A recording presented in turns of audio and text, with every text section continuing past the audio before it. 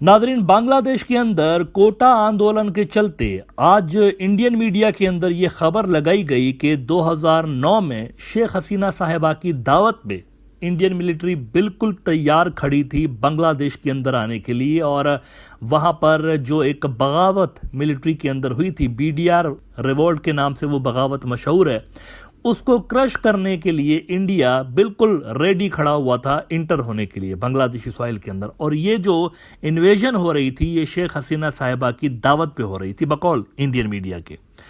अब सवाल यहां पर यह पैदा हो रहा है कि क्या इस वक्त ये जो 2024 में हम खड़े हैं और बांग्लादेश के अंदर जो वहां पर अवामी लीग है उनको बहुत बड़े चैलेंजेस का सामना इस वक्त करना पड़ रहा है, क्योंकि ये जो स्टूडेंट्स का प्रोटेस्ट है, आलमी मीडिया कह रहा है कि यह सिर्फ स्टूडेंट प्रोटेस्ट नहीं रहा, इसके अंदर बहुत सारी चीज़ें और भी आ गई हैं और इनकी जो डिमांड्स हैं उसके अंदर बहुत सारी ऐसी डिमांड्स हैं जो कि अवामी लीग के पावर को कमज़ोर भी कर सकती हैं। तो सवाल यहाँ पर यह पैदा हो रहा है कि क्या ऐसे में इंडिया इस काबिल है, इस पोजीशन में है कि वो यहाँ पर एंट्री मार सके, जैसे 2009 में वो तैयार खड़े थे। बोल रहे हैं ना खुद ही कि तैयार खड़े थे, हमारे पैरा ट्रूपर्स भी तैयार थे, हमारे फौजी भी तैयार थे, हमारे एयरक्राफ्ट भी तैयार थे, सारा कुछ रेडी था, सिर्फ और सिर्फ हम एक कॉल का वेट कर रहे थे।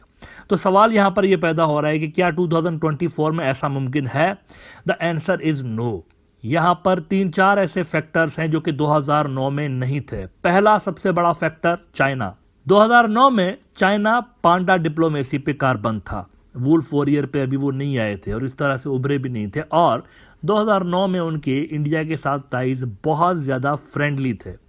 इस वक्त लेकिन आप जब बात कर रहे हैं 2024 में, तो उनका 4 साल से लेकर एक मिलिट्री स्टैंड ऑफ इंडिया के साथ चल रहा है। दोनों मुल्कों की जो फौजें हैं वो बॉर्डर्स पे खड़ी हुई हैं बड़ी तादाद में, और अनस्टेबल बॉर्डर है दोनों मुल्कों का।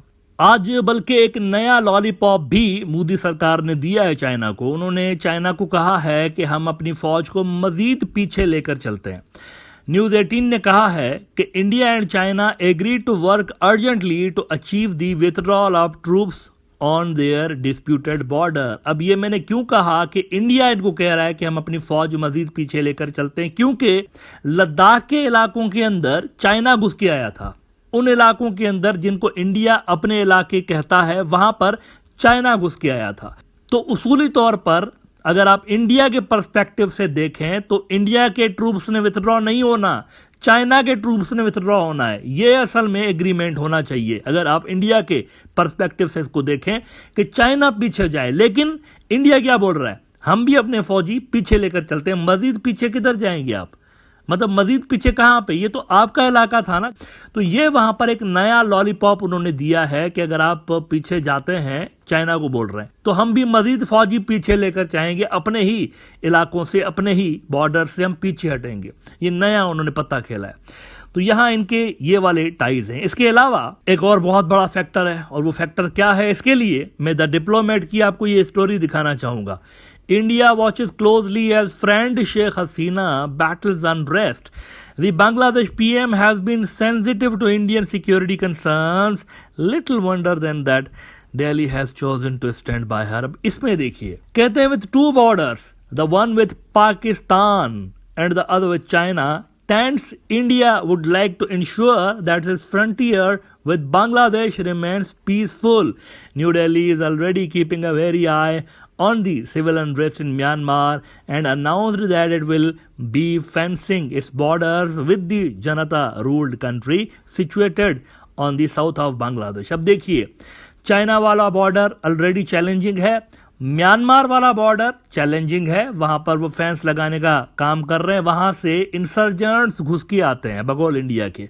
नॉर्थ ईस्ट के इंसर्जेंट्स का जो नया ठिकाना है वो म्यांमार है, क्योंकि वहां पर सिविल वॉर चल रही है। तो वो वाला बॉर्डर भी पूरा हॉट लगा पड़ा है। और पाकिस्तान का बॉर्डर भी, वो मत भूलिएगा। आज ही मोदी ने एक बहुत बड़ी बोंगी मारी है। मोदी ने कहा है कि पाकिस्तान टेररिज्म को यूज करता है रिलेवेंट रहने के लिए, दुनिया में रिलेवेंट रहने के लिए टेररिज्म को यूज करता है। राइटर्स कहता है कि India's PM Modi says Pakistan using terrorism proxy war to stay relevant.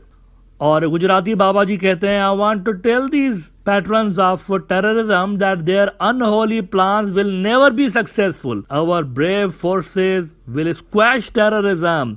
The enemy will be given a befitting reply, he said. अब पाकिस्तान ने जवाब में क्या बोला है? पाकिस्तान ने इनको बोला कि ये आप जो चपड़ चपड़ कर रहे हैं ये बंद करिए, आप झूठ बोल रहे हैं, टोटल झूठ बोल रहे हैं, दहशतगर्द आप खुद हैं। आपने जाकर अमेरिका और कनाडा के सॉइल पर दूसरों के मुल्क में जाकर बंदे मारे, दहशतगर्द आप हैं, हम नहीं हैं। ये पाकिस्तान का जवाब आया बकायदा फॉरेन ऑफिस का। आप दहशतगर्द हैं असल में, और ये हरकतें आप करते हैं, टेररिज्म को इस्तेमाल आप करते हैं, प्रॉक्सी वॉर्स आप खेलते हैं। ARY न्यूज दिखाता हूं, पाकिस्तान का बड़ा news outlet. Pakistan rejects Indian PM's belligerent remarks, bravado and jingoism undermine regional peace, ये पाकिस्तान बोल रहा है, and are totally counterproductive for resolution of long-standing disputes between Pakistan and India, especially the core dispute of Jammu and Kashmir। ये foreign office का statement है। आगे वो कहती है स्टेटमेंट कि the Indian leaders' rhetorical statements cannot deflect international attention from India, the heavy-handed approach to suppress the Kashmiri people's just struggle for realization of their fundamental rights and freedoms, particularly their inalienable right to self-determination. Instead of maligning others for terrorism, India should reflect on its own campaign of orchestrating targeted assassinations, subversion and terrorism in foreign territories। ये क्या किया America में आपने? ये वही तो है, उसी की तरफ तो इशारा है। वहां गुरपतवंत सिंह पन्नू को मारने के लिए आपने दहशतगर्दी की, वहां कनाडा में आपने हरदीप सिंह नज्जार को मारने के लिए आपने बंदे हायर किए। ये जो गुप्ता पकड़ा गया वहां पर, ये भी आप ही का बंदा निकला है, इसको अमेरिकन के पास है, वहां पर कोर्ट के अंदर केस चल रहा है। तो ये चीजें पाकिस्तान ने कहा है कि आप करते हैं, हम नहीं करते।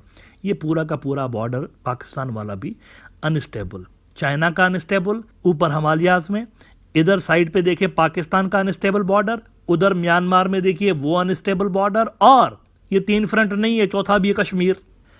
कश्मीर के अंदर 2021 से जो फ्रीडम फाइटर्स की कार्रवाइयां हैं वो बहुत ज्यादा बढ़ गई हैं। इंडिया उनको आतंकी कहता है, लेकिन पाकिस्तानी उनको फ्रीडम फाइटर्स कहते हैं। ये आपके ऊपर है, आप इसको किस नज़र से देखते हैं। 1947 से लेकर कश्मीरी अपने फ्रीडम के लिए स्ट्रगल कर रहे हैं, कोई नई ये मूवमेंट नहीं है, अचानक से ये इमर्ज नहीं हुई। राइट फ्रॉम 1947 वो कहते हैं कि जब पाकिस्तान बना तो मुस्लिम मेजॉरिटी इलाकों ने पाकिस्तान का हिस्सा बनना था। हम भी मुस्लिम मेजॉरिटी थे कश्मीरी, तो हमारे ऊपर क्यों कब्जा किया इन्होंने, हम तो इसका हिस्सा थे ही नहीं इंडिया का, वो ये कहते हैं। और उनकी बात में वजन है, और यही चीजें आपको यूएन की करारदादों के अंदर रिजोल्यूशंस मौजूद हैं यूनाइटेड नेशंस की, उसके अंदर आपको नजर आती हैं, जिसमें यूएन ने कहा है कि ये वोटिंग होगी और कश्मीरी डिसाइड करेंगे कि उन्होंने किधर जाना है। बीबीसी कहता है, surge in attacks brings fear to calmer parts of Kashmir. Since 2021, there have been 33 militant-related attacks in Jammu, according to official data. In 2024 alone, the region has seen 8 attacks, in which 11 soldiers have been killed and 18 injured. Civilian deaths in Jammu in the first 6 months of this year were 12, the same number as the whole of 2023. Jammu and Kashmir में insurgency बहुत ज़्यादा तेज़ होती जा रही है और उसकी जो स्पीड है वो बढ़ गई है। तो आप देखिए कि सारे के सारे बॉर्डर्स इंडिया के, चाहे वो म्यांमार का हो, चाहे वो चाइना का हो, चाहे वो पाकिस्तान का हो, हॉट बॉर्डर्स हैं, फुल टाइम इंगेज्ड है इंडिया की मिलिट्री। और on top of that Kashmir के अंदर फिर ये जो नॉर्थ ईस्ट के अंदर सेपरेटिस्ट हैं उनके साथ इंडिया की फौज ऑलरेडी इंगेज्ड है। ऐसे में बांग्लादेश के मसले में टांग अड़ाना, बांग्लादेश के अंदर घुसपैठ करना, इन्वेजन करना, मैं आपको अभी बता रहा हूँ, it will be like a suicide. अगर ये घुसने की कोशिश भी करेंगे, पहले तो उनको रेजिस्टेंस बॉर्डर्स पे आएगी। अगर ये समहाउ अंदर को घुस के भी आते हैं ना, तो अंदर क्या होगा इंडिया की फौज के साथ, शायद ये कश्मीर भी भूल जाए। वहां पर एंटी इंडिया सेंटीमेंट्स बांग्लादेश के अंदर किस नौयत के हैं, किस लेवल के हैं, ये इंडिया अच्छी तरह से जानता है। वहां पर बहुत ज्यादा, अभी आपने देखा ना ये इंडिया आउट कैंपेन जो वहां पर चली है, उसके असरात आपने देख लिए। फिर हाल ही में जब 1-2 साल पहले मोदी साहब आए थे तो आपने देखा कि कितने ज्यादा लोग सड़कों पे निकले थे। तो इंडिया अगर यहाँ पर आएगा तो कोई फूलों के हार नहीं उनके फौजियों को पहनाए जाएंगे, उनको शदीद तरीन रेजिस्टेंस का सामना करना पड़ेगा बांग्लादेश के अंदर। तो ये फिजिबल ऑप्शन होगा ही नहीं उनके लिए घुसपैठ करना। तो मित्रों 2009 वाला वो जो वाकया याद दिलाते हैं ना इंडियन मीडिया वाले कि शेख हसीना ने हमें बोला था आइए और मेरी हुकूमत को बचाइए फौज कशी करके इन्वेजन करके, तो वो हालात डिफरेंट थे, रीजनल हालात उस वक्त डिफरेंट थे। आज इंडिया ऑलरेडी अपने ही बॉर्डर्स पर सीवियर चैलेंजेस फेस कर रहा है, आज के हालात डिफरेंट है। आई डोंट थिंक कि ये कोई फिजिबल ऑप्शन होगा। ऑपरेशन अलर्ट वहां पर उन्होंने स्टार्ट किया हुआ है, एक ऑपरेशन स्टार्ट किया हुआ है। ये कोटा आंदोलन जब स्टार्ट हुआ है ना, उसके साथ ही एक खुफिया किस्म का ऑपरेशन अलर्ट वहां पर चल रहा है, इंडिया ने स्टार्ट किया हुआ है। उसके मकासद क्लियर नहीं है कि ये क्या कर रहा है ऑपरेशन अलर्ट, लेकिन स्टार्ट करके रखा है उन्होंने। मोबिलाइजेशन भी हो रही है, सारा कुछ हो रहा है, ऑपरेशन अलर्ट वहां पर स्टार्ट है ऑलरेडी। लेकिन it won't be a good idea because of these reasons जो कि अभी मैंने थोड़ी देर पहले इस वीडियो के अंदर आपको बताए।